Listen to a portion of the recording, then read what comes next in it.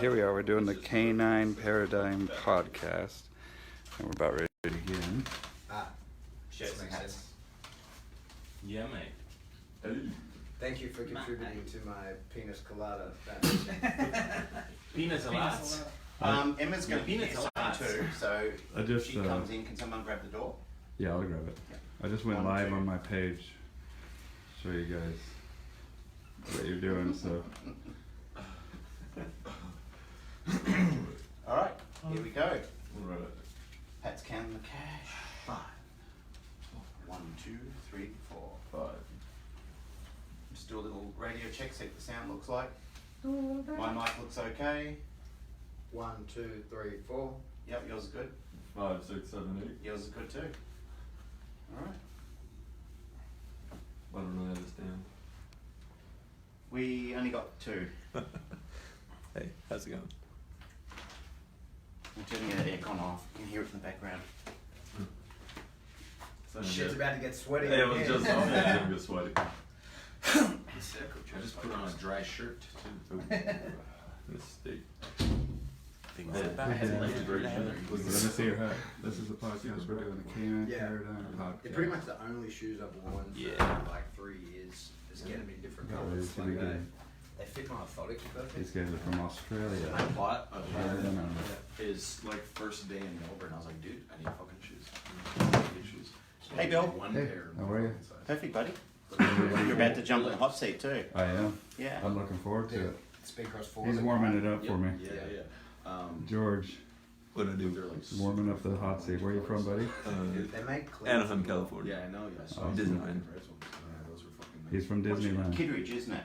Kittredge. Kittredge. Kittredge. Kittredge. Alright, here we go. Alright, quiet in the house. Welcome back to the Canine Paradigm. My name's Glenn Cook, and joined in studio is my regular co-host, Pat Stewart. Hello. How things, bud? Pretty good. We're at the IACP conference in Florida, and we've got a fair few people in the room. So what we're going to do today is we're doing a IACP hot seat Speed round. speed round. And joining us first is our special guest, George Kittredge. Hey, howdy. How's it going? Good, buddy. How are you? Oh, I'm just dandy. Happy to be in Florida. So what we're actually dubbed him as at the conference is Horny George. Horny George. Horny George. It's not my own doing. It is now. If the shoe fits, buddy. It does. Yeah. It's the hat fits, so I wear it. Cool, buddy. So, while we're sitting here before, you started telling me a story and I told you to stop. Like, you were telling me a little bit about your youth. Yes.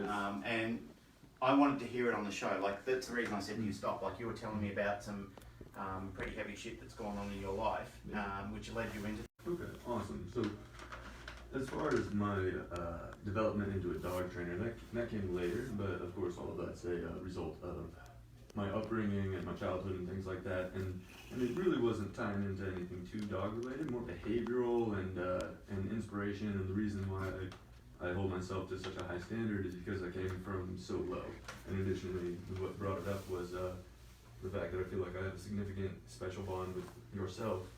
We bonded a lot, but also with all the Australians here, and that's because I was homeless in Australia as a child for a time. And I was born homeless in Hawaii, but my mom was doing drugs and had a lot of personal issues, single mother.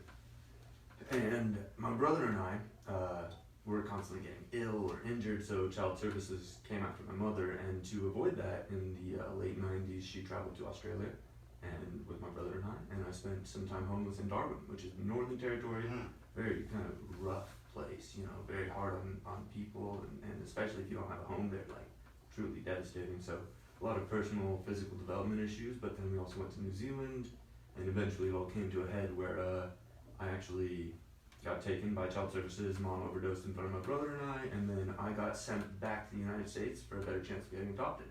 And amazingly, I got adopted by middle-class white people who were able to provide for me, but they obviously had their own whole slew of issues, and with chronic malnutrition and things like that, I had oral fixations, I had behavioral problems that just did not make sense, and these just poor middle-class white people got this demon monkey of a kid, and so when I see these dogs, I really relate to their distress. When they have these neuroses, these problems that they can't seem to fix, I relate to it. It's not because they want to be chewing, or they want to lick their paws until they bleed. It's literally, they can't help it.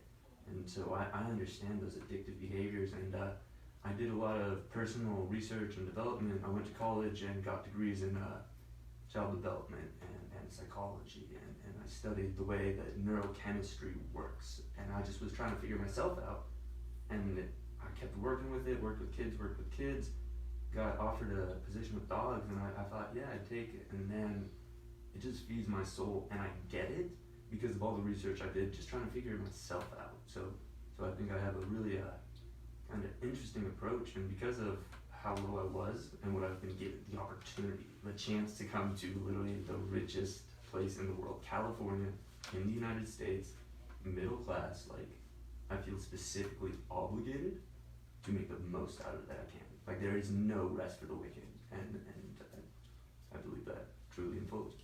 I kind of answered. Yeah, that was the story I was going to tell you, man. Yeah, big way, bro. I mean, Fucking that's, hell. Oh shit! It's just my story, you know? Like, to me, that's not weird. Like, that's your life. Being a 5-year-old kid, when I first went to school, I didn't realize that other kids didn't have that. I didn't know that was weird until people told me that was weird. And so for a long time, I was real insecure. Like I have all these questions, never met my dad, all this stuff. Who am I? Like, what am I going to be? And I've learned through the years that, man, like, you decide that. It's 1,000% up to you. And that's my little inspirational quote for the day. Dude, I mean, I met you last year at St. Louis, and you were a standout person to me right then. Like, straight away, you and I connected. Like, I loved your energy. Like I was saying, I was watching you.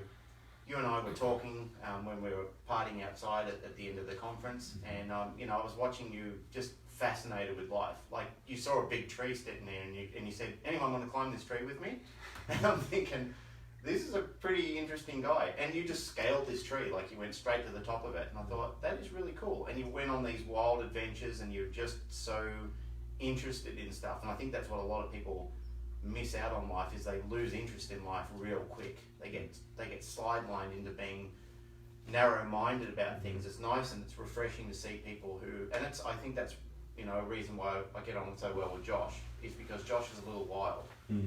That's true. And I like that in people. I actually like people who don't forget to enjoy life. I mean, you know, people tell me all the time is, you know, grow up, act your age, do this, do that. That's the last thing I'm going to do. I've got no interest in doing that. I enjoy being a little silly and having some fun and embracing something a little wild. Even, I mean, Pat does the same. Pat's a bit more focused than I am. He's had more discipline in his career and so forth, but he still enjoys life. Pat knows how to have fun with everything. He knows how to party. He knows how to party. Everything that's happening in his background, but I mean, he really knows how to enjoy time. But man, that is an interesting story. That really is. So go on and tell me a little bit more about, like you were just talking to us in the room before, how you won a competition. What was it? Fear Factor. Okay, so it wasn't quite a competition. I actually ended up on Fear Factor, American television show. Wait. So you've met our close personal friend Joe Rogan? No, Joe Rogan is no longer the host. It was Ludacris. Oh, so it's, I don't care for him. He's kind of bougie, like in person, he's kind of funny, but like, man, so at one point we were all sitting there, we asked him, we were like, hey Ludacris, would you do this for $50,000? And he's like, oh hell no, right? And then he's like kind of backtracked, he's like, you know, for what $50,000 is to y'all, that to me, I'd do it for that amount. And we're like, that's offensive. But yeah, Fear Factor. So I just saw an ad on Facebook, you know, like I'm just generally an optimist, and I've fallen for a lot of scams, but 1 in 10 times or something like that, something really cool like Fear Factor happens. I've done lots of cool things, been offered other shows, but there's like a line in the sand you have to draw of like how much you're willing to like kind of sell out, and Fear Factor was cool. I had a really easy episode, nothing embarrassing, nothing gross, like easy 25K. Sweet. Nice, dude. What did you do? So one, watch the episode, but the first challenge, you had a little table, stuck your head up from underneath into a glass case. There were anoles, which are little 3-inch lizards that you use to feed. You have a string in your mouth, you have to pull the string, it'll release a lever, crickets fall down, and the anoles go crazy and eat the lizards. It was like, oh no. There was this one girl in there, she had some hairspray in, like 50-year-olds were just on her head. She was freaking out, but I went last, and like I used a little bit of spatial pressure. If they came at me, I'd like flinch them back. I didn't have a single lizard on my face. Perfect. Yeah. Second one, my roommate got buried alive inside the coffin. He had a phone, supposed to look inside the coffin and get codes, and then they would send that through a phone to a phone that I had on the outside. Ammo boxes with locks, undo the locks like combo locks, put together a shovel, dig them out. Now when I did it, I personally believe that they tried to mess us up because we just destroyed the first challenge, and this was a physical challenge. The other teams, they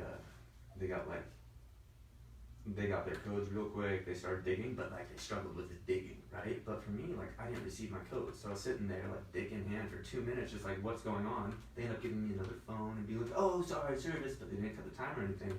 So I ended up going crazy hard, cutting the locks open with my teeth because they just weren't opening. Had to bite them down because it was getting cold, and like I swear they waxed them or something. I broke nails. I was bleeding out the fingernails because I was like, this isn't right.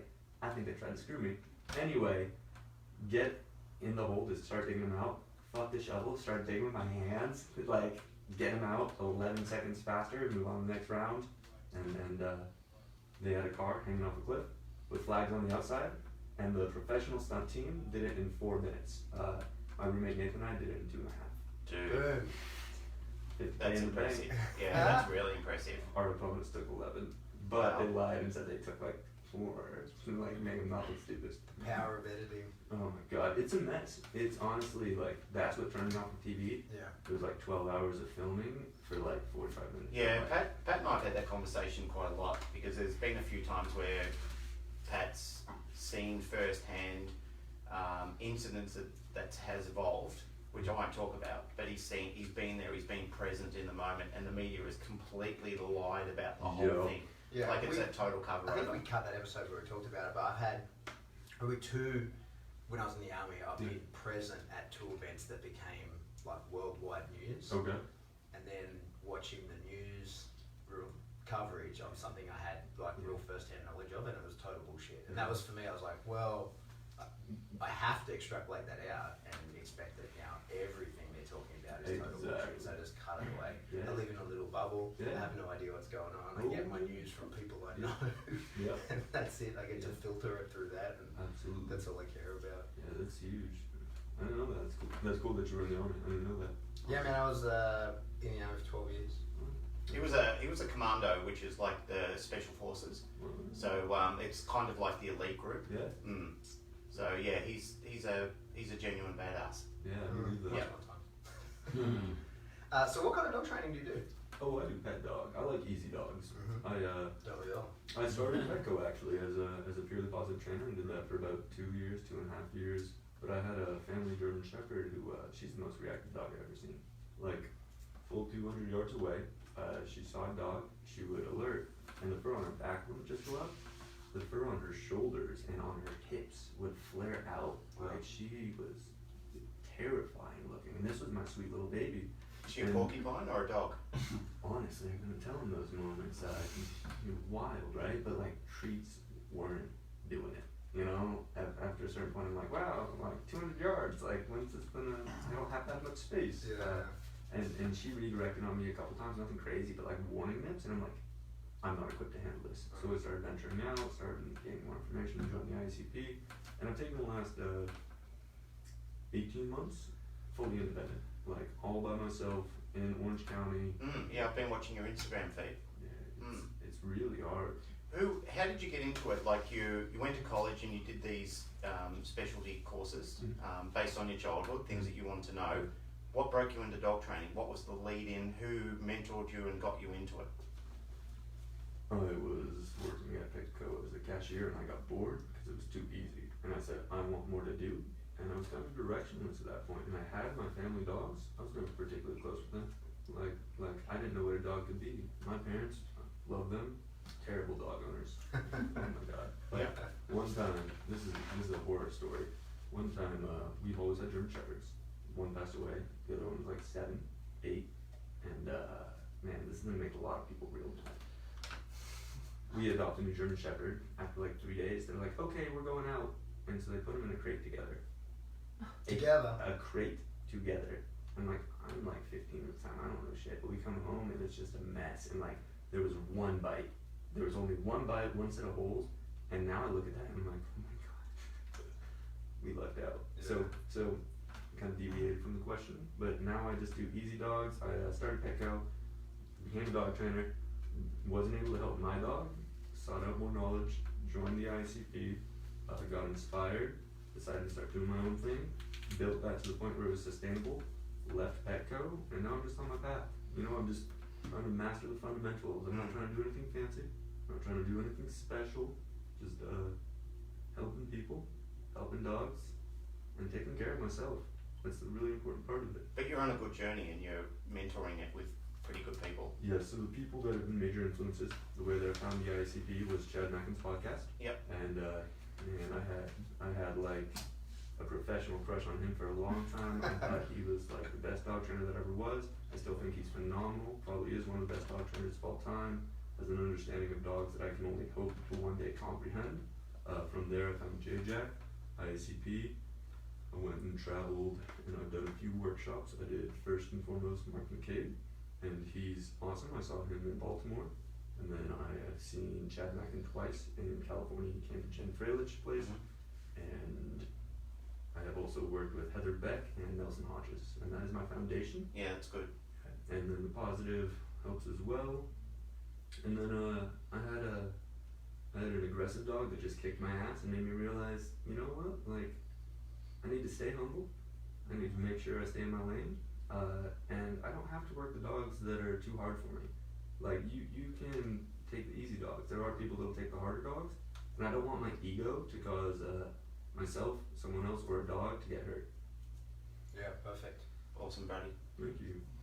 Well, I'd love to chat with you a lot more, but we've got some people in the room and we're going to swap the hot seat out. George, it has been an absolute privilege speaking to you and getting to know you as well. Thank you. Yeah. I just want to say I'm honored and humbled to be in this room with just As a wee buddy. people, because I am way out of my league. Well, only for now. And I think that's the important thing, that the good message to take away from this is it's only for now. Like, everybody has to start somewhere.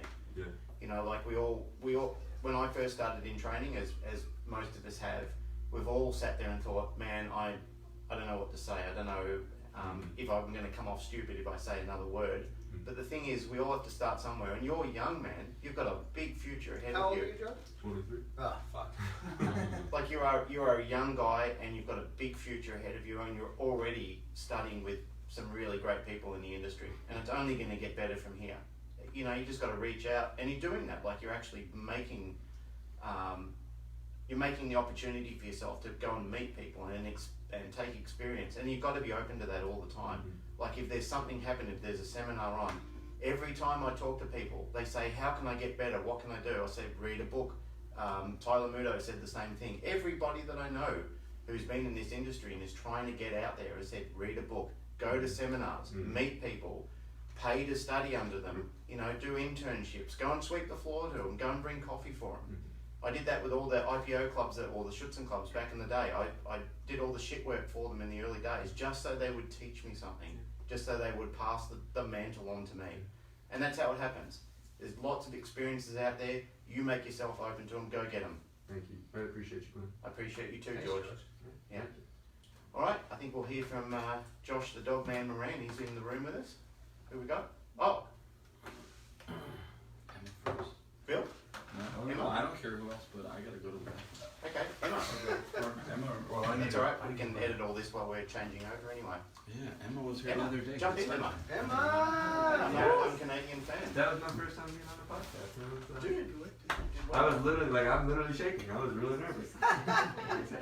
Alright, I'm gonna hit the bathroom and I gotta get out of here, but like, I'm gonna start listening. This is really good. I forget what else. Yeah. Just give it a sec while everybody's a little jittery. moving around, Alright. and then we'll get Awesome. Emma on the show. So yeah, the weather. I might be right back. It's just gonna depend on a few little factors. I'm a busy brother. Awesome, man. Did well, buddy. Did great. Awesome, man. Nice dress, Emma. Hard dress. I mean, what? Nice dress. Thanks. Good dog weather. Love the dogs. Oh my god, I didn't realize. That's the eye. Oh shit. Wow. I I thought there were roses wow. in there, like I'm like the dogs. seeking be sold Wow. to the one husky Dude. dress. It's for my It's a beautiful race dress. Yeah. and the SR test. Did you pass your SR test? Alright, wait for Josh to come in and get settled and then we'll kick off I'll so everyone can be do that. quiet. What's that? Did you do that? Whether she passes her SR test. We did Yes, you strength will. training. Literally. My man. Literally. We did Sarah Carson's My strength mentor. workshop, You and we were mentor. working on middle in it. Perfect. Alright, everyone get settled, quiet on set. Next guest. Never been there. We got that water. Okay. So we have our That water pump. Hold on. What the is that? toilet. The loo. The loo? Is that what you guys saying? No. Dunny. What is it? The dunny. The Dunning. What the fuck? That's a toilet, the dunny. This That's is out Why back. is that the first time I've ever heard that? the That's, Dunny. that's what Australians call the dunny. Australians, bro. Dunny can. Holy shit up. Dunny Cannon. Alright, On the shit. box. everyone grab a seat so no more beer cracking or anything like that. Alright. Alright, I'd like to welcome our next guest. Is it Emily Murdoch? Great. Uh, You can edit that in. I can. Why did I say that? Emily Gray. There's no name. No, Is that Emma like- Grade Murdoch. Dude, what do you have in your name? What's your Gray. full name that you have? Emma Gray Murdoch. Emma Gray Murdoch. Gray is her middle name. She uses that because Yes. her sister-in-law is Emma Murdoch. Emily Murdoch. Emily She's Murdoch. Emily Murdoch. Okay. Oh, Jesus. Emily. Alright, here we Oh, go. wow. Okay, great. I'd like to welcome our next guest, Emma Gray Murdoch, who is our #1 fan in all of Canada. That's right. Hey Emma. Hey, how are you? Good, how you doing? Good? You enjoying the conference? Yeah. Say hi to Pat. Hi, Dad. How many? Hello. How many conferences have you been to? This is my third. This is your third. So last year and the year before. Yes. In LA. The first year I went all by myself. I flew there by myself, which was kind of scary for me. I was so nervous about it that I considered driving with my dog. I considered flying with her as well, and then I decided not to do that. So I went alone, and I went to LA, and because the conference was held outside of LA by like an hour or two. Mhm. So I went to LA and explored by myself for a bit, which was kind of cool for me, and then went to the conference, and then I went back to LA and explored a bit more and went home, and a lot of people thought that was like really cool for me to do. People who know me, because it was very outside my comfort zone, and I learned a lot at conference. I didn't know anybody. I think I knew 1 or 2 people. And I remember like walking into the lobby when I first got there, and like Jack and Chad Mack and were standing at the reception desk in front of me, and it was just like, Did you have a moment? I mean, like a quiet moment where you're like, oh hey. You had a moment yesterday, the day before, Yeah, I did. with Bart. Yeah, so the other day we were at the booth with Bart, and he looked at my dog and he said, that's the way a dog should be. And then I had a moment. I had to She- walk away. You nearly had a heart attack on the spot. Yeah, I almost fainted. I've never felt that way before. Yeah, that's cool. Yeah. Because we're talking about dogs should be able to do active stuff and be trained, but also be able to chill out and hang out and do nothing. Yeah, I mean, like, I think what he was referring to was the fact that she's, like, begging, which sounds weird to some people, I think. Yeah. Like, it's a perception that dogs shouldn't be begging, but in reality, you want your dog to be kind of, you know, she's begging to work for me and begging to engage with me, which is good. Yeah. Even though we weren't in an active state at that point. So your heat tonight, we were talking about paper plate race, Yeah, I have my second race tonight, 6:40. because you won, and it's like I won 1 it's an heat. elimination competition. Yeah, it's a tournament, so, I mean, we'll see what happens. There's a lot of fast dogs this year. Last year was the first year, and we went pretty far. We made it to the semifinals. This year, it seems that we're sort of the favorite. I mean, everyone keeps coming up to me, saying they're like rooting for us, which I know means something different in Australia. It means something entirely different in Australia. What does that mean? Everyone is cheering for us. Well, maybe not anymore. I don't know. There's a lot of fast dogs anyway. We'll see. So tell us about your dog. So I have Cricket. She's a Spanish Terrier. She's 3.5. Had her since she was a puppy. We do so many different things with her. We've done agility, we've done herding, we've done tracking, we've done rally obedience, regular obedience. We're gonna start doing some scent work. She's great. She loves to do everything. The only thing she really doesn't do well is dog bagging. Because she's little, or just doesn't She enjoy just it? is like, she's too dignified for that. Yeah, She's like, I'm not a fool. I'm not jumping into the water. Yeah. I wanted to do dog diving with my dog. They didn't call me back when it's yet another sport. Another one? Yeah, yet another sport that just doesn't want me there. Because my dog goes ballistic around water. Like he's high drive dog, but with the idea of getting into water just tips him over the edge. I mean, they're it's all like crazy that though. That's what a dog diving dog is. Yeah, exactly. So Pat seems to have not a lot of luck with clubs letting him into their events. They just don't want you to beat it. Yeah, that seems to be the consensus here. I don't really have an answer on the dog diving crew though. They just didn't ever go back to me. So let's talk about your career in dog training. Like, how did that start for you? Where did you get in? Let's talk about your initiation into training. Mm-hmm. What piqued your interest? Where did you go from there? You mean my origin story? Your origin story, yeah. Origin let's go. story. Yeah, origin story. We love origin stories. That's Pat's thing. Okay. So growing up, always loved animals. Always kind of wanted to be a vet, but really wasn't interested in, the science and the math and the blood and the guts. So that was not the path I took. I graduated university. Through that time, over the next year. What did you study at university? I studied communications. Okay. So basically at that time, like if you couldn't get into journalism school, because the school where we are, it's really, really tough to get into journalism, you went to do communications. So that's that. And at that time I was kind of like, I want to be a magazine editor or something, I don't know. It was up in the air, as it is when you're like 17. And so I was working like many different jobs. I was working in a real estate office and retail and restaurant and also a doggy daycare. And so working at the doggy daycare, and I was, Caesar Milan was really big at this time too. Mm-hmm. And my boyfriend at the time, who's now my husband, had this family dog who was very, very reactive to everything. He didn't really have a lot of intent. He just was like very under socialized. He lived with another dog that was a psycho. Not in like the aggressive way, but just very neurologically weird.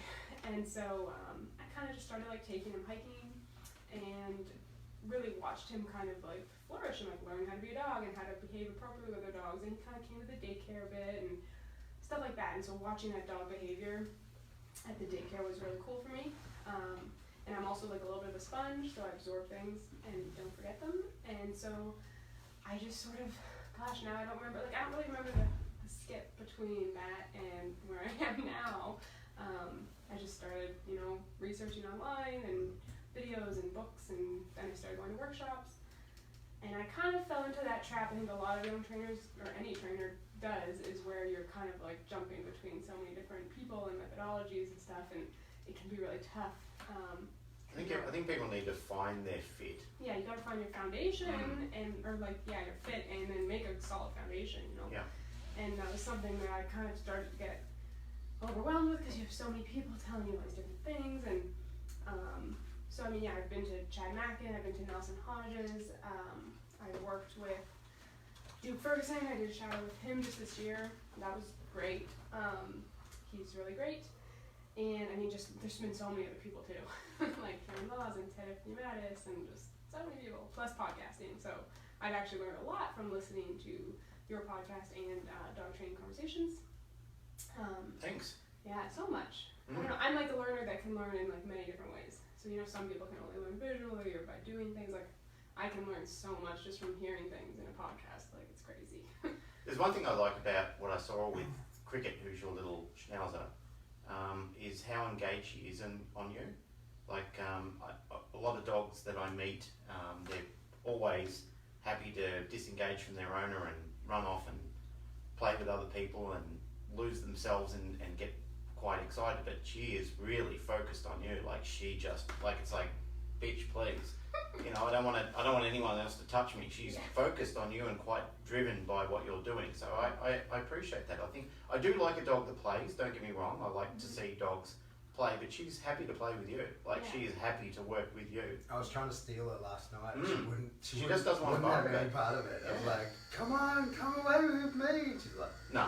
Dickhead. Yeah. Yeah. If you spend more time with her, like the people that are close in our life, she does like, but she's a one-woman dog. And a lot. I don't know how much of that is breed, genetics, training, all of it, right? It all comes into play. But like schnauzers are very like loyal, and they're meant to be aloof with people. They're not meant to be a happy golden retriever. It's just not in them. But that said, like, I know a couple others, and they're all, like, pretty friendly with other people, so. And she's not friendly, you know?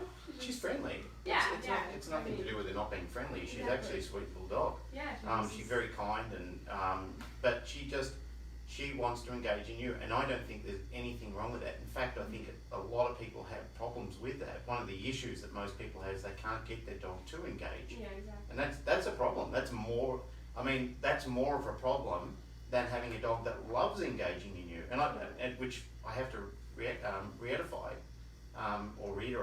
I should say, that I don't believe that having a dog that engages on you and wants to be with you and in your life is a problem at all. I prefer that. Mm-hmm. Even my dog Randy he likes people and he will happily go over to them.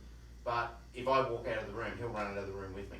Right, yeah. You know, like when people will be trying to hold him and grab him and say, come back here, and he'll just, no, I don't want to be there. I want to come back with you. Yeah. He's a dad's boy, and I like that. Mhm. I think that's great. Yeah, me too. Hey Emma, so lots of different people that you've taken training info and stuff from. Mm-hmm. Who would you say has been the biggest influence on your style? On my style. Yeah, so like you've got a fresh dog. Yeah. Who are you stealing most of your tricks from? I mean, it's like me, Popo, like Duke Ferguson, Mhm. you know, me, Bart, obviously. Yeah. I haven't worked with him directly, but Yeah, so Duke's Duke's system. brand of. Yeah, like I was doing a lot of that already. But I would say he just kind of helped clarify it all. Mhm. And he's great because it's very like deep. Like I was there for 2 weeks, and at first you're like, I mean, not like why am I here, but it's very like, oh, I think I know this. Like I know this, and then you just like go deeper and deeper and deeper. And like I left after 2 weeks being like, oh my god, there's just so much more. Yeah. And I've been with dogs, so it's been 5 years professionally. And so it's, you know, I like I said, I have this weird memory where I absorb so much information, which is like another maybe part of my problem with this whole like many different people thing is that like I don't forget things, I get jumbled, but. Yeah, I think it's, well, two things on what you just said there. I think with the Neat Popo stuff, especially even at the schools and Bart runs them, the first half day, people can be kind of like, man, this is not that complicated. Especially when he lays it out and goes negative, positive, positive. You just, bit of discomfort, take it off, give it a new positive, and then people are like, ah. And then once you start to unpack that and how you can actually do that, and how to implement that in every exercise, and how to make the dog feel powerful and in control in every exercise, you then after a few days go, oh, I don't understand at all. Yeah, exactly. And then hopefully by the time he's finished explaining to you, you go, oh, okay, I get it. Yeah. And like I've been through his school 5 or 6 times now, every time it's in Australia, and it was probably the 3rd time I went through that I understood a new level and then realised I still knew nothing. Like I thought I really knew it, and then like I felt like, you know, when you're playing a video game, you unlock a new level and you don't know the map and you don't know shit. I felt like that happened to me again. I was like, fuck, I don't know what I'm doing at all. Yeah. It took me a while to come back around to that. So it's really, I'm sure Duke's doing it because he went to Bart's original school, Exactly, back in his house when it was 3 weeks at his house. Yeah. So he understands it very well, I'm sure. Yeah. So it's the same thing. You're like, yeah, I get this. And then you're I like, think by the end, you're like, oh my, what? I don't know anything. Yeah. I think Bart's going to actually make some time to come back on the show and have a chat with us before we leave Florida, which would be absolutely fantastic. Because we were speaking in the exhibitors booth when he was in there, and he turned around. This is the thing that people like geniuses like Bart and many of the other people in the industry don't get. Well, I'm sure he gets it. I shouldn't say that, but one of the things that he sort of glossed over, which a lot of people have done in time, where you just think, oh my God, that's just unbelievable.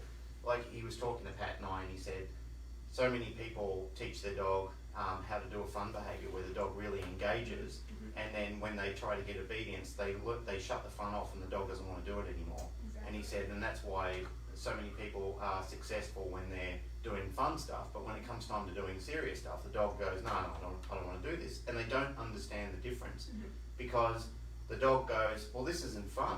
Like obedience is not fun, it's actually aversive.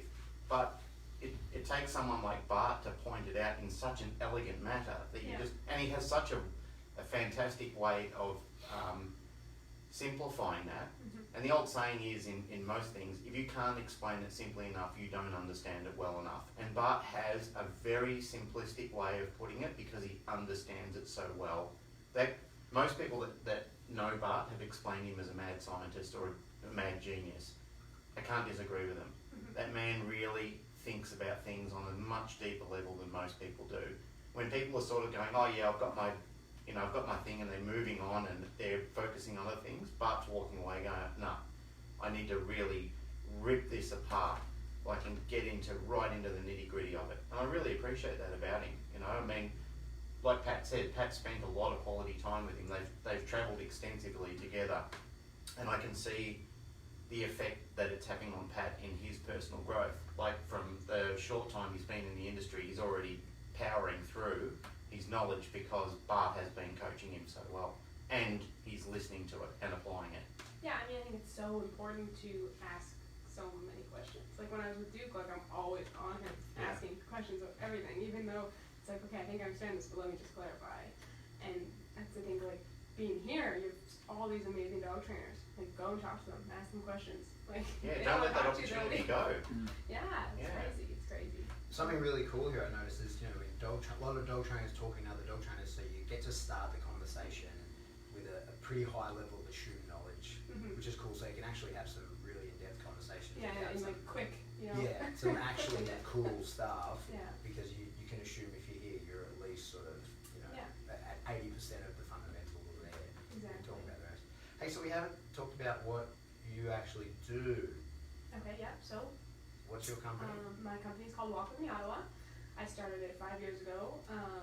I just originally started as a dog walking company. So, like I said, with my dog, we have been doing some like off-leash hikes and stuff. So we started doing that, and I decided, hey, I want to help other dogs, I guess, essentially, and teach them how to do dogs. And it wasn't a huge thing where we lived at that time. Like there weren't a ton of people doing it. There was like dog walking, just like neighborhoods, but I think there was probably one other company, maybe, let's say. And so I was like, okay, I'm gonna start a dog walking company. And my parents were like, no, hell no. Like, you're not doing that with your degree. It's not happening. And I was like, well, yeah, I'm gonna do it. Like, whatever. My dad's a business owner, but I don't know, he wants what's best for me. Like, he wants me to go work in the government, like, retirement and all that. We're in a government town. And so anyway, I like made a website and got some business cards, and off I went. And it just like exploded, really. Awesome. So like I started at the beginning of September, and like by October I hired my first dog walker, and it just kind of went up and up and up from there. So like now we have 18 dog walkers, like full time. Oh shit. Yeah, so we take like big groups of dogs, like load them all up, take them off hiking. I have private land that I own. So we have 15 acres, and we have another 46 acres that we're going to be putting a facility on, and having like socials and fenced in areas and stuff like that. And then but I kind of skipped a little bit. We also do in-home boarding, and then we started doing training. So we were doing training kind of just for clients as they needed it. We were always sort of the dog training walking company, so like we were training focused. So we really made sure that like the dogs were not humping and jumping and barking, and we're working on recall and stuff, like because a lot of dog walkers don't focus on that stuff. Yeah. And so we came at a good time. Like again, like I said, there weren't a lot of other companies, so we really did explode. That way we were a bit niche, and so then the training just started. More and more people wanted it, and I was always holding back, and I don't know why. There were other trainers I was friends with in my city, and I think they were kind of holding me back in a way. Like I don't want to step on toes, And so finally, everyone kept saying like, I'm a dog trainer. Like all these really good dog trainers were saying, you are a dog trainer, you are a dog trainer. And finally I was like, okay, fine, I'm a dog trainer. And then I was doing a couple different workshops, like I said, and finally I was like, okay, we're gonna just release this to the public and be a dog trainer and see what happens. And that also kind of just like took off. And now I have one full-time trainer with me as well. And we mostly do, again, like kind of George was saying, like we do easy dogs. We don't deal with aggression at all. We'll do with like some reactivity, but we're not doing anything with like human aggression for sure, any serious dog aggression. We really like puppies. We do a lot of puppy stuff. And I mean, I would like to get more into kind of like sport world. Like I'm just starting to compete in things, but I really love it. Like we're doing barn hunt, and we do obedience and rally obedience, and we do tricks and stuff. And Tell us about the barn hunt. Oh, the barn hunt, right? Because you don't have We that. don't have We that. don't have that. We don't even know what it is. Talked about. Right. Okay. So where we are, it's a bit confusing because there's two organizations, but I'll talk about Barn Hunt Association because that's the main one in the U.S. So, and if I get it wrong, to the listeners, don't get mad at me because I don't actually participate in Just tell them get fucked. BHA. Get fucked. So, Barn Hunt is basically where your dog has to find a rat in a tube, and there's a bunch of hay bales. It's really meant to kind of imitate, I guess, a barn. I mean, Josh may be able to speak more to this, I'm not sure, but maybe not, I don't know, we'll talk about that later. So, your dog has to complete Wait, a few, What was Josh doing in a barn? I know. Were He you might know, hunting he for has Josh some in a barn? hay Is that what bales, you I don't know. I thought he I've might done know. some. I figured he might know. He does more of the real stuff. So anyway, there's a few components they have to complete. They have to go on top of a hay bale. They have to go through like a hay bale tunnel. And it's like standard for all breeds. So like there's no size differentiation. So like the hay bale is as tall as it is, and every breed has to go through. So it can be hard for some dogs. My dog just excels because she loves jumping on things, going through things, and finding rats. And it's timed. So you have to have fast time. Basically, it's the fastest time that there is to find this rat, and you have to indicate. And then the judge calls when the dog has found the rat. So your dog has to have some type of communication. And then the organization where we are, we have both, but the other one, there's kind of two different types. So we have Barn Hunt, which is where there's 3 tubes, and one has a rat. So you have to like walk your dog up to each one, and you ask them like, where's the rat, and then you tell the judge where it is. You say you call the rat. Okay. And that's funny, because, especially with my dog, she doesn't do great at that one because she's so trick trained that she just like targets each one. She's like, is it this one? Is this one? Is this one? To try to get it right. But when I don't have like food on me, she knows it's like game time and she finds the right one. Then we have Brush Hunt, which is where there's a whole bunch of hay bales and there's one tube and rat, and the dog just has to find it as fast as they can. Mhm. And there's parameters they have to follow, but it's really instinctual and it's fun for the dogs. They really like it. That's awesome. It does sound fun. I've heard people talk about it and it sounds like It is, it's really fun. It's like laid back and it's just fun for the dogs. So the Like, Humane obedience is Society stuffy. is all good with it? Like there's no... I mean, I haven't heard anything like where we No, are. it's good because the rat, like we were talking about this the other day, and I looked into it. The rats are specially trained.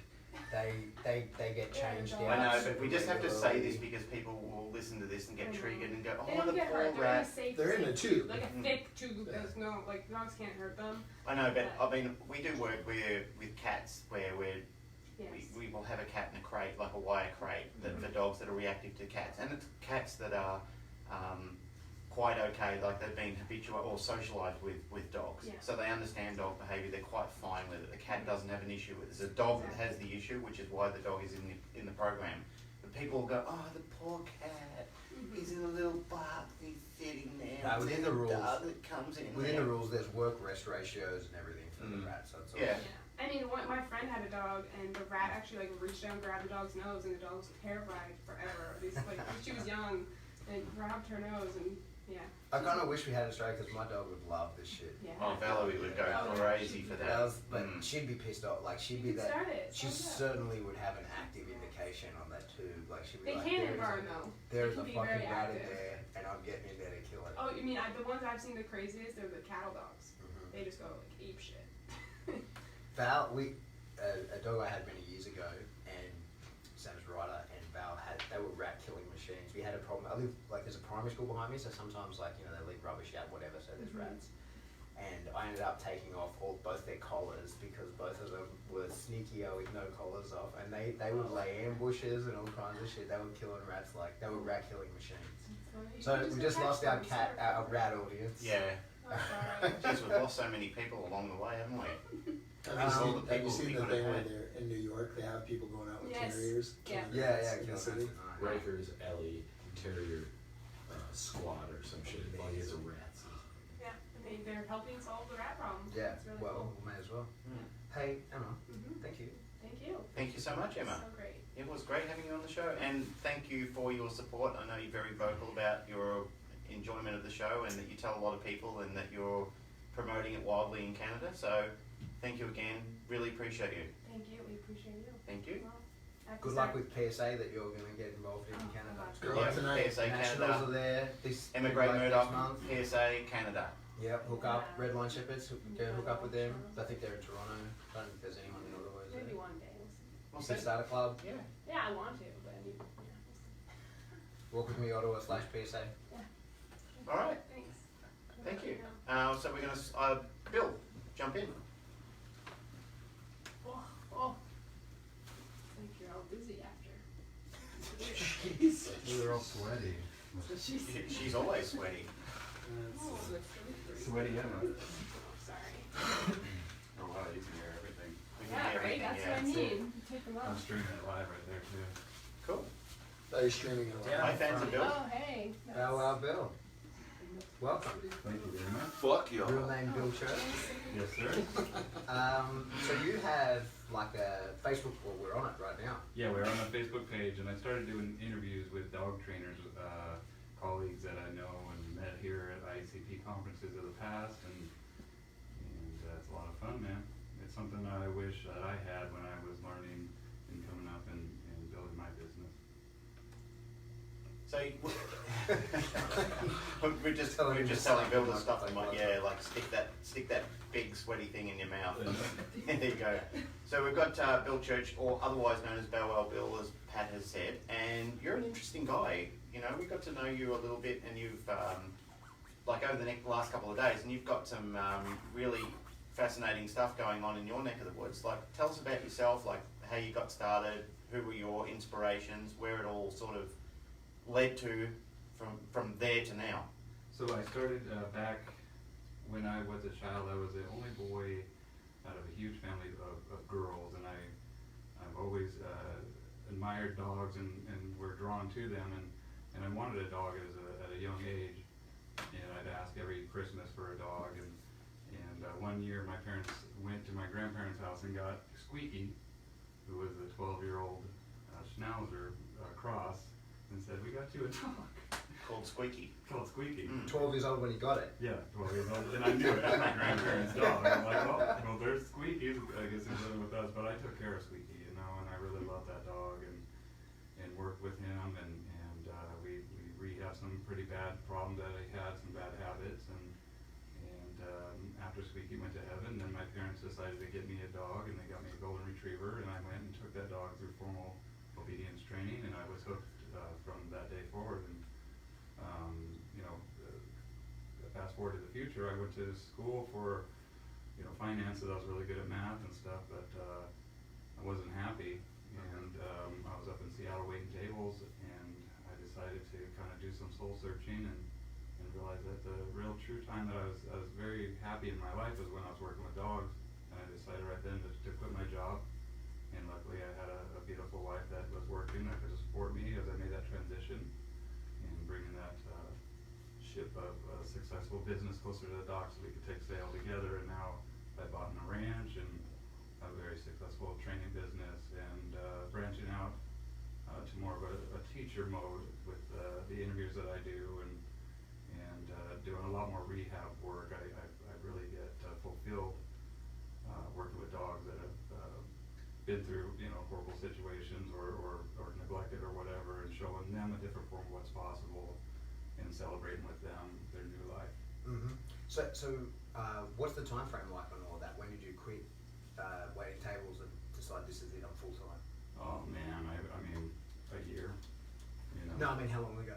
Oh, how long ago? That was 12 years ago. Right. Okay. Yeah, 12 years ago, full time. But I've been working with them, like I said, since I was a kid, and since then, I've learned from so many. I've learned from Man Jay over here, Chad Mackin, Mark Goldberg, Nelson Hodges is a huge influence. I've actually had Nelson at my property for 2 seminars, and so I've learned from him directly, and I continue to learn from him. You've got an amazing looking property, by the way. Oh, thank you very much. Yeah, you were showing us at dinner last night. I was like quite blown away with how pictorial it actually is. Well, dude, George, as he was saying, that our reality is 1,000% up to us. Yeah, man. And that's it. Get clear on what you want and go for it. And until the universe shows you that picture that you have painted, then don't accept anything less. That's deep. I'm surprised that a math major would go with 1,000% reference. That surprised me. Jay, I'm very just good at echoing that. from the Jay wasn't even here. Wasn't here for the brief when everyone was told to be quiet and not ruin anybody else's interview. Turns up late, heckles from the background. Tim's the lead. Start a lawnmower. And Tony Anchetta, Tony Anchetta is a big influence on me too. I went through that Keeler program a few times. When I first heard about Keeler, of course, it was demonized, and it was very surprising to find that this was one of the most gentlest and fairest methods that I've seen working with a dog when done and applied correctly. And during my course of dog training, I of course started out, kind of on the positive side, and then, you get dogs that it just didn't work, and so you would just learn from more and more people. And because you're working with so many different dogs, and you're also working with different people in different environments, and those are the three variables that are always changing, and we come in and kind of, we're looking for patterns and where the situation went awry or whatever.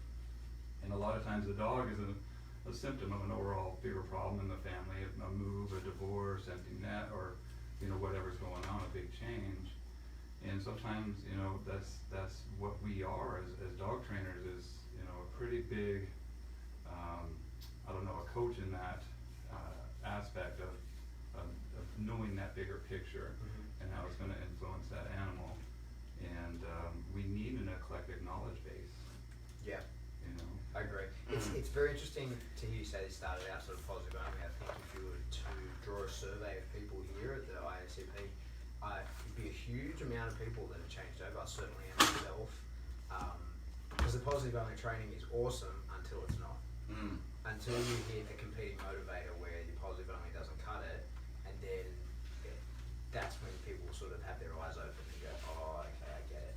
And like I've talked about on our podcast before, if you don't know anything about behavioural science and you look at it and someone says to you, this guy over here is saying, yeah, you can use punishment and pain as a motivator, and then someone else says, you don't have to do that, there's absolutely no reason to do that. If you go with the other guy, you're a fucking asshole. Yeah. Like, because if you don't know any better, you got to go with that advice saying that you never need to use any punishment. But then when you get to the point where you go, oh, that's not true. Now I go over to the other side. Well, the difficulty is that's the highlightable context that people paint it in when they're trying to look for their argument, is they're saying you deal in pain. And that's where people go, oh, God. And Pat put that into brilliant words, is that people look at that and they think to themselves, why do I want to be involved with somebody who wants to use a pain application to control a dog? But they're not looking at the holistic picture of everything. They're simply looking at the trigger word, which somebody has said, you use pain, instead of you use operant conditioning. Yeah. So instead of looking at the science application, they look at the trigger word. And straight away, people who don't know any better will go, what do I want to do? Do I want to work with somebody who uses love and treats, or do I want to use somebody? Do I want to go and work with somebody who is focusing on belting into dogs? And some people get lucky. You might have a nice social dog who's not overly driven for anything, has nice food drive, and It works with the program. yeah, it Yeah. will work I know. beautifully in a positive only method and fit into your home, and everything's great, and you'd be this advocate for a brand, and you'd be right. But that's the great thing about our style, is because we work with that. Yeah, exactly. Being a balanced trainer, you say, yeah, go with that. Exactly. This is what we're going to do. We're going to work with positive until it doesn't work. Exactly. And that's it. Yeah, that's where we're going with, until it stops working. And I tell people, doing what's right doesn't always feel good. And I get it, because you want to feel good, because we are in the emotional arena with this dog, and there's many different corporations around the world that spend billions of dollars just to get their product into the emotional arena, because people are 10 times more likely to act based on emotion than they are on pure intellect alone, right? And so being in that emotional arena by itself, I've experienced pretty salacious attacks from positive only trainers, and the thing is too, is that it's funny that it's positive only to the dog. They'll attack people like almost death threats, or you deserve the most horrible thing. I've been telling people for a long time, Bill, that some of the most violently spoken people I've ever met in my life are people that preach positive training. Like the actual comments they make to other people are staggering. Yes. Like they basically believe that the human race is a plague on Earth and it needs to be eliminated. I absolutely cannot comprehend the comments that I've seen online by the positive movement people. Some of them are absolutely shameful. However, let me say, that back when the IACP was going to have Karen Becker on here, some of the comments that people in this industry made, in the balance industry, made towards Karen Becker was also shameful. So it goes both ways. Absolutely. It absolutely goes both ways. Well, bottom You know, line is- some people are reprehensible about some of the things they say, but I mean, I've got to tell you, some people who preach, you know, love and kindness in training towards animals can be absolutely shitful towards human beings. But they're internet comments, they're not face-to-face comments, it's a different thing. Of course it is, but it's still said. We talked It's in about, print. I have a puppy raising tutorial bill that said it's my Springer Spaniel, it's this guide on how to raise a puppy. One of the videos is how to choose a breeder. We had this advertising campaign and that was one of the videos we were giving for free. And we got death threats because we were recommending that people go how to choose a breeder instead of just going to a rescue. Like a legit death threats guy sent to the page. So then I just messaged him from not the page, like me personally on Facebook, and I was like, hey bro, I see you're in Sydney. Good news, so am I. Here's my home address. Come on over. You know what? He never turned up. Yeah. No, get out. No, that's really weird because you'd expect that to be followed up. Yeah, I mean, a lot of it is talk, and the bottom line is that people are trying to think with their emotions here, and that you can't do that, you know, and I get it, these dogs, I love them, I love my little dogs, man, and every day, that's why I traded my life to work with them, and to help educate people about them. The last thing I would ever wanna do is ever hurt a dog. Yeah. We all agree with that. I mean, none of us, I don't think I've met a person in the industry that I actually personally know of that enjoys or gets off on hurting dogs. Yeah. What they do get off on is actually the fact that they're able to improve the relationship between the human canine bond. I mean, that's the thing that they really enjoy. I know people who have hurt dogs. I don't know them personally. I know of them. I know people in their training methodologies who have done the wrong things by dogs. They've been assholes in training. Yeah. But those people come unstuck. You know, they're their own entity. They're their own problem to themselves. And I mean, I don't want to bother them. I absolutely don't want to bother them. That's not what we got into training for. One of the most powerful things that we can say as an individual, not just as a dog trainer, is I was wrong. And that statement needs to be said, you know, sometimes over and over as you progress and evolve and learn. And you know, when I'm even my older dog Cedar, I'm just like, dude, I'm so sorry because I was so wrong about these things, and now I know, and I'm so thankful that you taught me this, and that you are here for me, you know, and even though that I was wrong, you're still here, and I still love you, and now I see where I went wrong, and now I can write that course. But I also tell people, you know what, don't believe me, and you know, let the dog show you if I'm full of crap or not, you know. And Dude, 50 years ago, doctors were smoking cigarettes and promoting cigarettes. You know, and I mean, they were actively, they weren't saying doctors promote Camel cigarettes, but you'd actually see doctors sitting there at the end of a hard day, I like to smoke a Camel cigarette, which basically said that doctors promote smoking. They promote it. Like, look at black and white TV shows. They promote it. They'd be like, 4 out of 5 doctors agree. Camel cigarettes. Like, they're used to prescribe They used to prescribe cigarettes for asthma. That's true. Yeah, that's true. If you look at old advertisements in the like, you know, whatever, 40s, 30s, 40s, whatever, they're literally like, this helps with asthma. You're like, Jesus Christ. Because it kills you, and then you don't have asthma. I think on the actual movie, The King's Speech, even though that's based in a little bit of fiction, they were actually recommending to King George that because of his stutter, give him a cigarette, and that would help relax the larynx, like help him, because it was a gentleman thing to do. Gentlemen smoke cigars, gentlemen smoke cigarettes.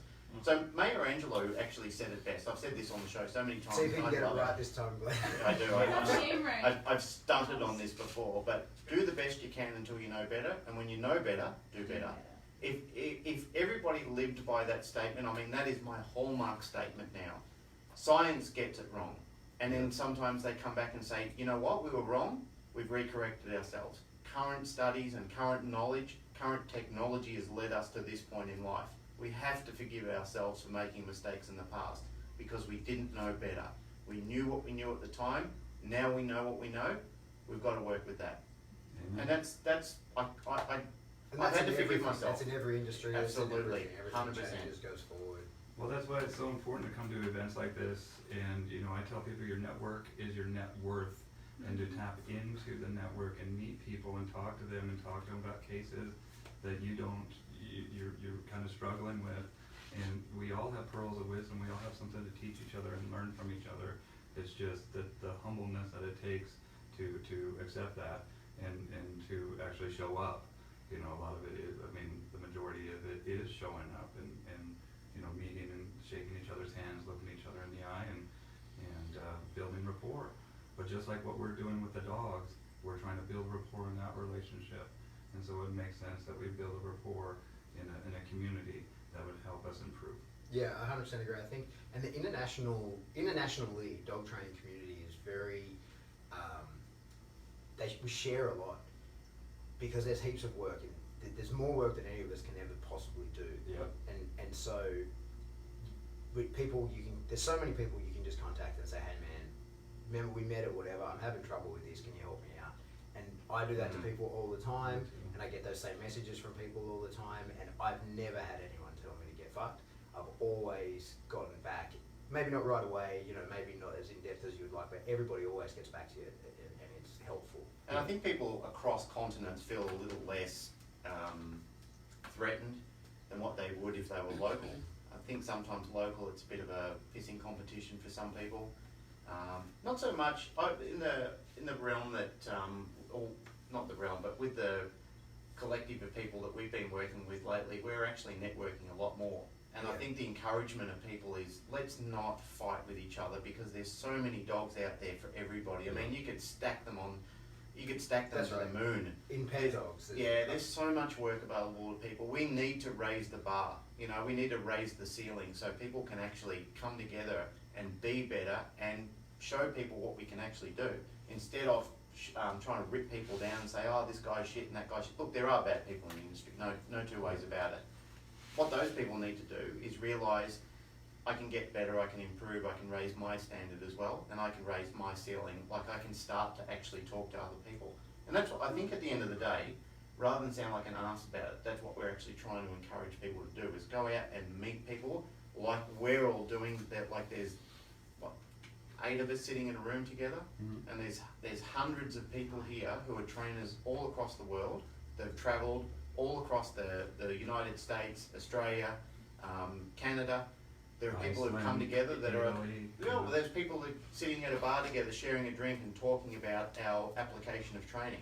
And we might agree to disagree with certain things that we do, but in essence, it's not that far from each other. And the main importance, I think, we have to take away from the whole culmination of it is that we're improving the life of an owner and their dog. That's right. You know, being the voice for you know, an animal that we are higher consciousness for. And you know, it's important that we also take action. And there's nothing that really told you guys that you need to bring your audio equipment and that we need to sit down and record this for all these listeners that are listening to this right now. It's you guys who decided to take the action to produce this content. And same thing that I do with my Bow Wow Bill page. It's just, I see a need for this, a need for unification and integration, as well as with the working dog in the pet world. You know, there's things that we can all learn from each other, and I think that harmony is possible. You know, and people ask me when I'm a successful business owner, and I'm not going to consider myself a success until the amount of dogs being put to sleep every year drops significantly, as well as the child bite statistics that we see as well. 8 out of 10 dog attacks happen to children, you know, 10 and under, and I want to educate those kids as well. We've lost a lot of old world teachings that you know, that I want to bring back too. I even talked with Dave Croyer on my interview about Bob Bailey and some of his stuff, the law of learning, and how theory is the technology behind it, and it's just fascinating stuff, man. We're always learning, always growing. Yeah, well, I mean, Pat and I were inspired by 2 of the guys that are in the room, Jay and Josh. You know, we listened to I've been on Josh's podcast, and we were sitting down at home, and we basically said, you know, look, there's some fantastic stuff internationally. Why don't we do it for our own audience at home? What really happened was Glenn was on Josh's podcast and he got the taste. I need more of this. Yeah, I just said He's fuck like, that. this I is need good. more of this. I like it. Yeah, I'm drunk with power now. Drunk with power. I need more of this. Want to help me? I said yes. Because I like this microphone in front of my face. Hey Bill, I'd like to Every thank you time very it much gets for a joining us rating on the on show. We could talk to you for quite a lot longer, but we're trying to hot seat it today. So Plug your show again. Bow Wow Bill. Yeah, Bow Wow Bill, Facebook.com/Bow Wow Bills, and I'm gonna have you guys on as well once you get back home, get settled, and then we'll do some more work together. I really enjoyed meeting you guys here. As and, have we. Yeah, it's gonna be. I heard we're going to Burning Man together. We better. Jay, you go to Burning Man with us? What? You gonna go to Burning Man with us? What are you talking about? Burning Man. Oh, fuck no, dude. You want to see me just murder hippies? Jesus Christ. Thanks, Joe. That would, I mean, it would be hilarious. You know what I There's mean? Josh Moore in That the would be hilarious. barefoot dog trainer. Let me wipe this off. I think it was took his sweaty. He's not very barefoot. I'm not. That would, that The would have Nike- to look, that the would Nike look dog like the trainer. beginning. That would look like the beginning of every apocalypse zombie movie. Just people running and screaming. Just me tackling people, fucking chewing their neck out. That was awesome. Everybody wears a mask. It'll be fun. Welcome to the Yeah. show, I use the one in my room, in my bedroom. Mr. Josh Moran. Thank you. Josh the Dog Man Moran. Glad to be here. Once again, barefoot dog trainer wearing shoes while on our show. Sell out. What's with that dude? This place has been kind of oppressive with shoe wear And not letting you in the pool and not letting you in the say, slide. generally And speaking. an awakening over the last couple of days, wasn't it? With Duke being arrested and well, not arrested. He wasn't arrested. Yeah, didn't you hear about that? No? Oh, yeah. He did not get arrested. He didn't get I feel like arrested. I'm talking out of school here, but from what Duke told me, Super reliable. Reliable source. He jumped in the pool. there was a sign that was put in the pool, don't swim, and he decided, fuck that, I'm swimming. I don't get told what to do by signs. Yeah, exactly. I mean, honestly, is a sign floating in the pool even really a sign? That's not posted. Right. That's false. That's just, That's just fell that's in. bullshit. I Somebody view it probably as a surrounded it. recommendation. Mm. Maybe don't, I don't know. But he jumped in the pool, and then 3 police officers surrounded him and marched his ass up to his hotel room, and then woke up his wife and made him pack up all their shit, take all the groceries out of the fridge, Really? and fucking schlepped his ass down the road to another hotel. For real? Yeah, serious. I Yeah. heard about their arrest. He only got let back in. But didn't get arrested. That ain't No, that's arrested. what I mean. He did not get Yeah, But arrested. he got let's be threatened with clear. arrest. That's That's not what I arrested. said. Yeah, Yeah, no, no, he he did not was get arrested. Escorted off the property and arrested are not the same Yeah. thing. Trust was moved along, sir. Yeah. Yes. The Yeah. swimming in the pool. At least that's what I heard. Swimming. Listen, don't fucking blame me if I got that grotesquely out of context or Well, wrong isn't it- entirely.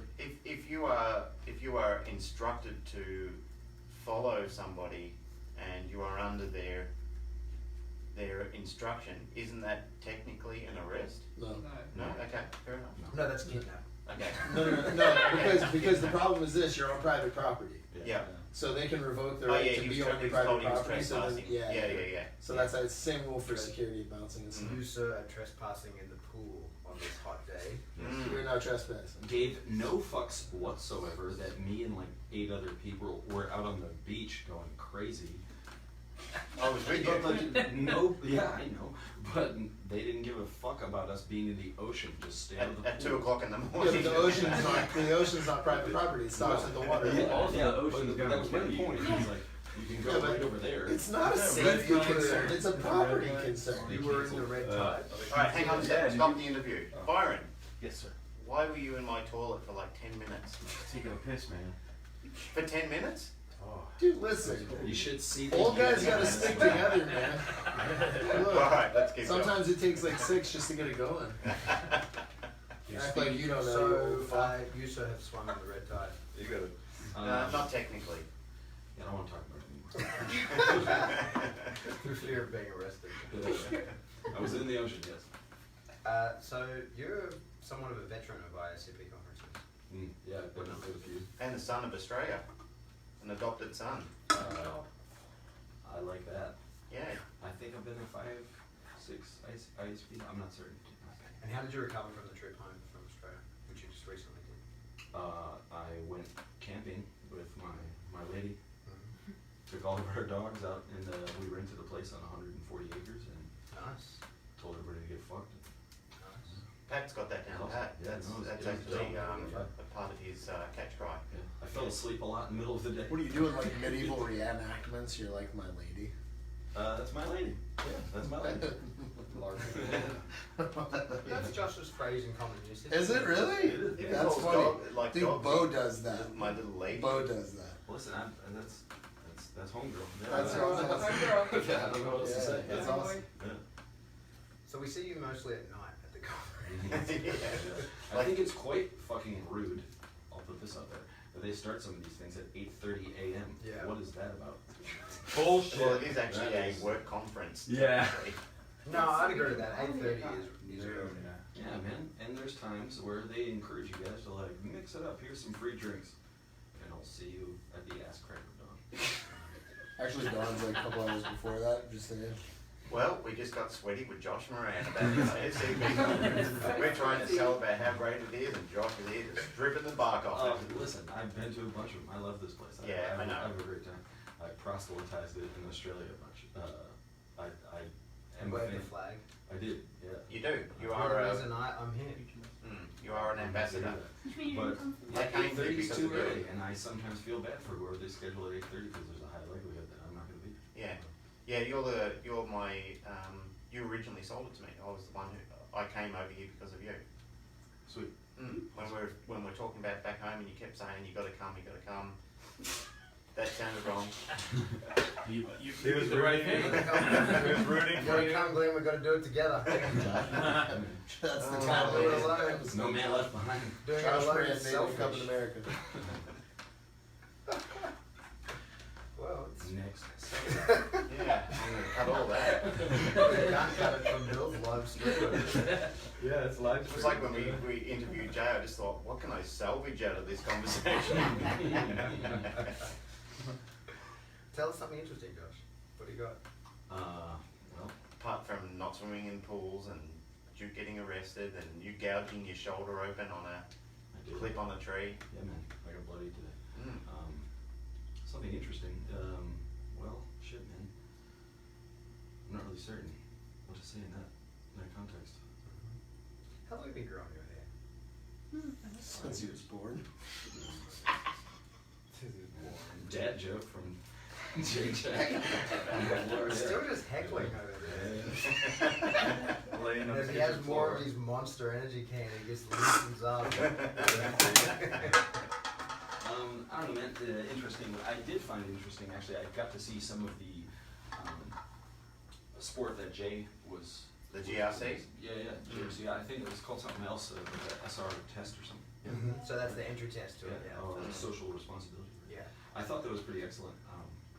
I didn't get to see the entirety of the process, but I liked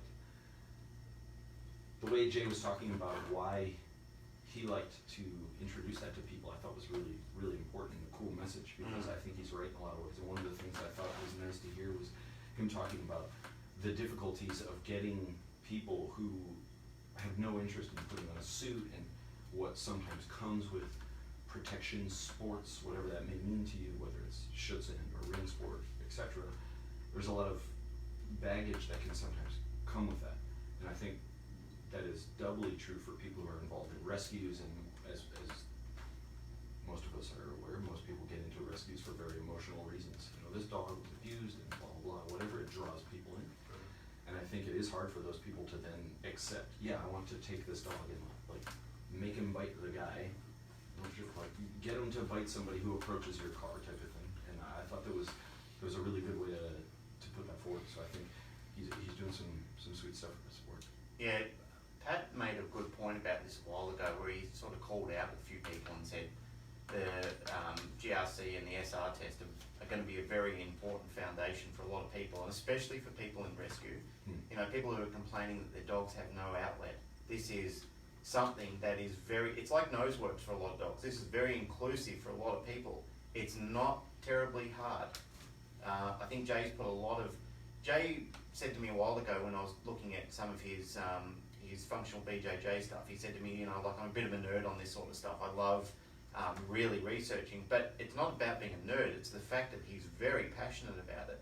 Like when he immerses himself in something, like he has this amazing and captivating way of grabbing it, really taking it by both hands, and he's done it with the GRC thing too, to recognise there's a big hole in the community where a lot of people who are focusing on testing or sport work for dogs, they're kind of making it at an elite level where it's quite difficult, and it gets so hard that people just basically say, well, this is like being a black belt.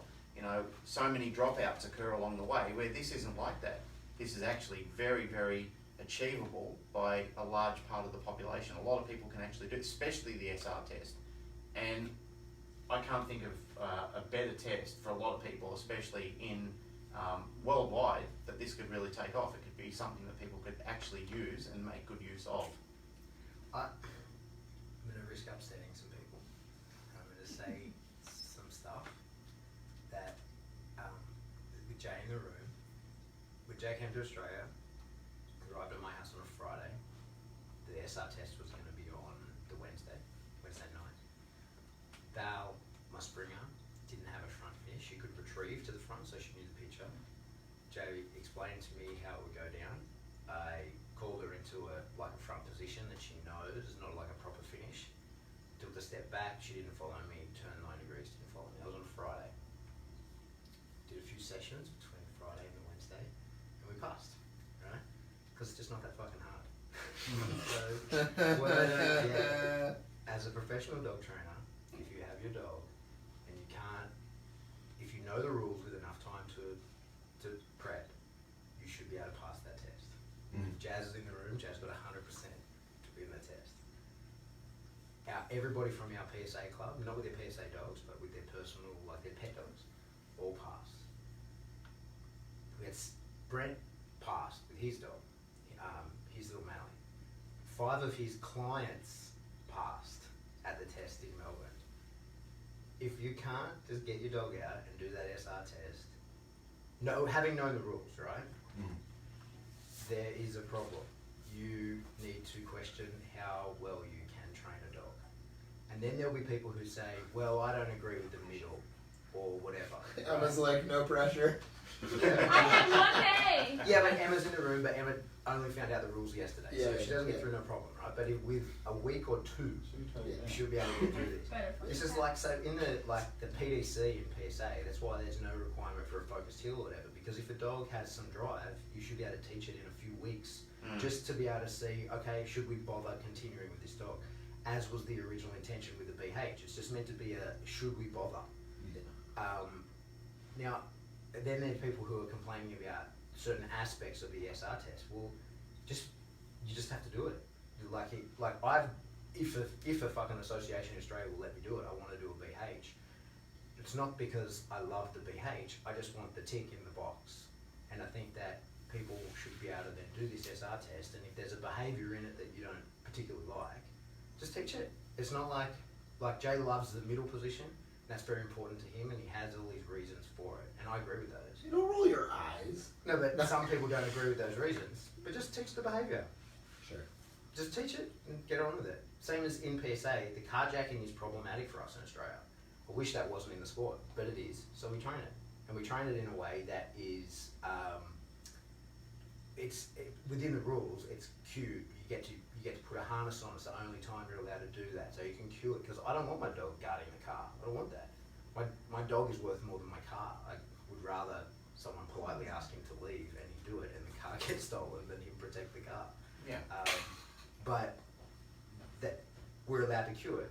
So I just feel like in these sports, unless you design the sport, and everybody's free to do that, you're not going to agree with every single aspect and like every single aspect of the sport. So just get over it, teach it to the dog, get through that hurdle, and prove that you can do it. Because in America, there's 7 people have passed in 3 years. Yes, seven. If I'm remembering correctly, 7 people have passed in 3 years. And That's those are crazy. rookie numbers, bro. You got to pump up those numbers. It's tough. No, look, it took me 3 times to pass the test with my dog, which is not, you know what I mean? Like what we're talking about now, it's not that great. But that dog's a fucking moron. Like, that dog's a piece of shit idiot. You know what I mean? Like, that was my other, I've, like, at the time had 6 dogs. Like, all of them passed first run through, except my one idiot dog, and I had to do 2 retakes with him. But, like, the rest of my dogs, like, that's a bad sounding thing. Like, I'm a trainer, and it took my own personal dog 3 attempts over. Great. My 5 of the other dogs were like, hey, you want to run it? I could ask somebody else. I didn't even do it. I was like, hey, bro, run my dog through this. They're like, cool. What's his word for middle? Just fucking say N. Boom. It's like, my dog's passed. You know what I mean? It's not that. It is simple. It shouldn't be that hard. I didn't design it to be hard. I designed it to be like a cool test. Like, of like actual, like what I think the skills are that are important. But it turns out it's hard if you don't. It points out some holes in training. That's right. It's not a hard test. It's not a hard test. I think But what that's- it does is it finds some holes in people's game. What are There's some holes? there's guys that can, so the parts, so it's essentially there are aspects of liberty and there's aspects of obedience. So the people that have a thing where their dog's just super chill and can be no big deal, no problem, it's great. But they're usually typically those people who have dogs that easily pass the liberty. Just pieces. explain that, Jay. What you. So there's 3 aspects to the SR test. There's 3 aspects. There's a leash sensitivity portion, there's a verbal obedience portion, and then there's a liberty portion. The leash sensitivity thing is essentially another liberty period with this restriction of this perimeter. So if you have 4 foot of leash, they have a 4 foot perimeter. The ideal picture is that they are at liberty inside that 4 foot perimeter. They're responsible for their own tangles, so you don't have a rude dog walking circles around somebody that you're greeting and getting tangled up, tripping over stop signs and stuff. So they're supposed to manage their own leash and respect the perimeter that you give them, right? Now you can use obedience to get through it if you need to. You can use verbal stuff to get through it if you need to, because that's the socially responsible thing. If I have a shitty dog, I might ask him to sit when I greet you because he needs a little extra help with it. That's fine, you can do it, but you lose points because the ideal picture is a dog that just knows what the fuck to do and be chill at liberty on a leash, right? Then there's a liberty section where they're literally just hanging out on a long line, no instruction. So it's to see that they know how to be chill without any sort of direction, right? And then the verbal obedience section is more traditional single command verbal obedience. The people whose dogs are easy peasy on sections 1 and 3 usually blow at section 2. Like their dog's chill and you're like middle and the dog's like, nah, I'm chill. And you're like, well, fuck, you failed. You know what I mean? And the dogs that are like Johnny on the spot, they go down and the dog goes boom, down, come, they bang in front. They're like, you're free, and the dog goes, wow, and just runs stupid circles, and they fail. You know what I mean? So it's like, it's really apparently difficult because people that train good obedience generally don't train good liberty skills, and people that train good liberty skills generally don't train good obedience skills.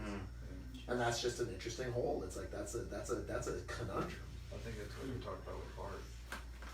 You know, I think that goes back to what you were saying about with Bart, how the obedience versus the fun stuff, you know? And Yeah, that's what I mean, changed. Bart says that his eloquence in that sentence is much better than the way I put it, but he talks about people who do dances with dogs, and because they can make it look so good because the dog's actually having fun. And that's what people haven't lost the art of in doggy dancing, is they're having fun with their dog until they get on a trial field.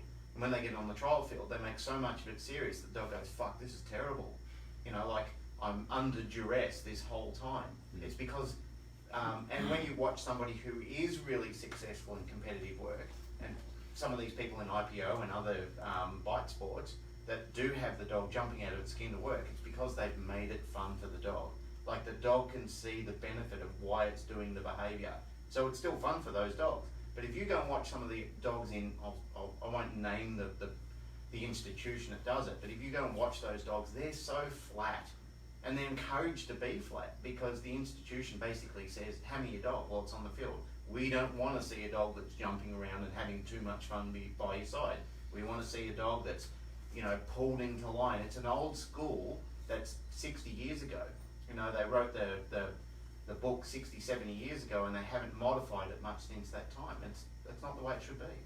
But so to sort of close out my feelings on that SR test, and SR stands for social responsibility. It's super cool, but there is an element of training to it. So a lot of people, like in Australia, we had some really good dog trainers with their dogs not pass because they just didn't have like an exercise, and in 2 weeks they would have passed because they would have known the exercise. It's just that they got shown the walkthrough and then did it. I was lucky that I got the walkthrough a week earlier and then put it on my dog.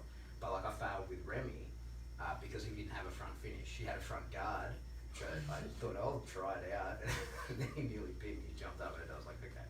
But there's an element of training. Like the idea is to test whether the dog's socially responsible. Right after I failed, like literally an hour later, we're packing up. There's a bunch of guys turning up to train on the same field with their football gear. There's kids, there's other dogs and whatever. Me and Jay are in the car and I open the box and I'm like, off you go empty out. And the dog is running around doing his own thing. No leash, no collars, no nothing. Jay's like, oh shit, like that is a socially responsible dog, but he just failed the test. So of course there's an element of training. There's a part that you have to put into the dog, and that's I think where people have gotten, well, dog trainers appear to seem to me to have just gotten a bit lazy. Like they're like, no, I've got this flat dog that it does everything I need it to. Well, so that's the problem. We're running out of, it's potato farming at this point. Yeah. Well, I think Mike You know Ellis what I has been talking about that forever and how hard he pushes for cross training, because the dogs that are going to come out of Schutzhund or IPO are going to look very, very different than the dogs that are going to come out of a ring sport program. Just look at the difference in healing. You know, you see some of these people, their dogs, they only have to heal for this like relatively short period of time on an IPO field, comparative to a dog that's out for 40 minutes at a time. Yeah. This incredibly bouncing, passionate, barking, sometimes just super crisp heel is just a tremendous amount of wasted energy out on the field when somebody's going to be doing a really long program, and now your dog is going to be physically fought by a person wearing a protective suit. Yeah. So, you know, I think being able to give somebody who doesn't want or need or wants to be nowhere near, and they want their doggies to be nowhere near dudes like us wearing a suit, like shaking shit their dog, like threateningly creating conflict in a way that seems like I think that dog would hurt somebody on the street. To have an application for that, I think is huge. Yeah. And so, you know, Emma was talking about barn hunt. I think that's also huge. Yeah. You know, but the dogs that are coming out of barn hunt are not going to be anything like the dogs that Patrick Burns is literally like letting go down the hole and he digs them out. Those dogs are going to be very different. Talk about that. What's that? Lead into that. Like, who's Patrick Burns? Oh, Patrick Burns is a fucking crazy person. And The Terrier man, he also. Yeah. Oh yes, Yes. yes. I'm a big fan of that dude, but legit crazy person. Yeah. And I mean that Yeah, only I loving. gotcha. I remember. But yeah, he's been hunting terriers for a ridiculously long time, just out in the field. I hope we don't get a message off him one day saying, "Hey, I resent being called a Yeah, fucking would you- crazy person." Nah, he No, won't. He would tell you. He's a crazy person. Yeah, no, Just he's an to be intense human clear, being. he Yeah. hunts with terriers. He doesn't hunt terriers. He doesn't like them. He doesn't hunt terriers. He hunts with terriers. Oh, Yeah. right. I picture Gotcha. terriers running across the field and Pat taking It's it. important distinction from Yeah. Ted Mack and Yeah. Grab a Man. So yeah, no, he's the guy who got me into terriers. Really passionate about it, but those, you know, Tyler and I met him. I sent him an email. I was just like, it's a long shot, but I'm gonna be in Virginia for this Bart Balone seminar, so let me shoot him a message because he says he lives in Virginia. Maybe we can meet up. And I sent him an email. Said, hey Patrick, I've been following your blog for a long time. It'd be awesome if we could come out and see what your dogs do in the field. And he said, yes, 100%. Meet me at this place at this time, and I'll see you there. So Tyler and I drove down from Buffalo. We slept in the parking lot of this little corner store, and he showed up right on time. Opened up his truck, and he had these little like shaking, bouncing crates of Jack Russells, and he just gave us a rundown of the rules. So rule number 1: don't lose my fucking dog. Rule number 2: do not lose my fucking dog. Did he start Fight Club for dogs? Like that's all he said, but then it became apparent why he said it, because he had absolutely no control over the animal whatsoever. When he got to the field, He wasn't wearing a wife beater or anything like that, or? No, he's a lawyer. He lets his dogs out of the crate, and they just took off screaming into the distance. And he's like, "Let's go! Don't lose the dog." Yeah. So what had no ability to call him away, like, hey, don't do that anymore. Just wanted Pure a dog feral wild animal. Mm. But that's scoring. a different dog that you get from barn hunt, you know. So I just Yeah. think those sports are going to select for different properties. I mean, the reason that I made the damn thing,